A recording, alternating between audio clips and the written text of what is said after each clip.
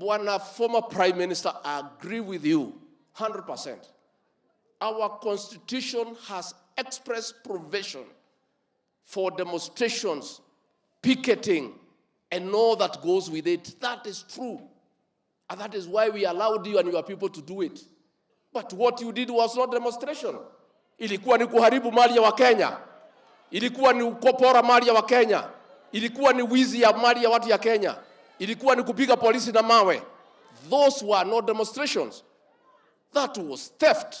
It was looting. It was destruction of property. That cannot be allowed in this republic. Na ndio tumesema hakuna. We will not allow you again. So vile mmesema mtazungumza, endelee na mazungumzo. Sisi tumetuma Kimani Ichung'wa, wewe umetuma Kalonzo, waendelee. Mimi na rais tuko kwa mambo ya barabara, tuko kwa mambo ya maji, tuko kwa mambo ya stima. Jana tumekuwa hapa Shamata mambo ya barabara. Mnataka tufanye kazi ama tuende mazungumzo? Torutawera katuthie miario.